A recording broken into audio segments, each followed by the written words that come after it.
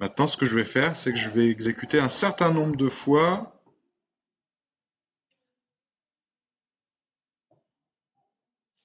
les instructions qui sont dans la boucle vraie.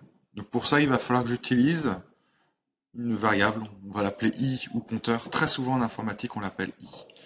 Donc je prends l'habitude de la déclarer tout en haut. Je vais dire que i est un entier.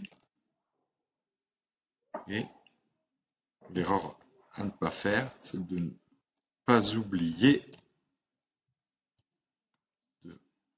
d'initialiser la valeur de i. Autrement, ça va nous poser problème par la suite.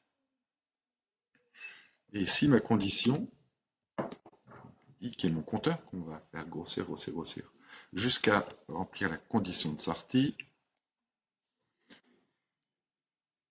eh bien, je vais dire ici que tant qu'il est vrai que i est plus petit que 3, alors je vais afficher hello, afficher le smiley. Je réduis un petit peu ici, et je vais donc exécuter mon programme en pas à pas.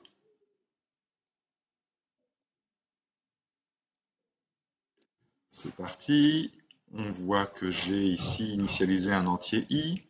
Là, je vais mettre une première valeur dedans. Attention, vous allez forcément oublier de le faire et du coup, vos boucles ne vont pas fonctionner. C'est parti. J'ai affiché le bloc début de la boucle. Et puis à présent, je vais me poser la question, est-ce que c'est vrai que la valeur de i est plus petit que 3? On passe en mode évaluation. Je regarde ici précisément, i ça vaut combien? 0. Est-ce que 0 est plus petit que 3? C'est vrai. Je vais afficher hello, afficher smiley. Et là, hop, je reviens dans mon bloc de boucle et je me pose à nouveau la question. Bon, maintenant, deuxième tour, est-ce que c'est vrai ou pas que i est plus petit que 3? I, ça vaut 0, je le vois ici. Donc à nouveau, cette condition va être remplie. Et donc si je vais faire avancer d'un pas, je vais rentrer dans le bloc vrai. Vous voyez ici, à chaque fois que je vais cliquer, eh bien comme i est invariant, je ne le fais jamais grossir.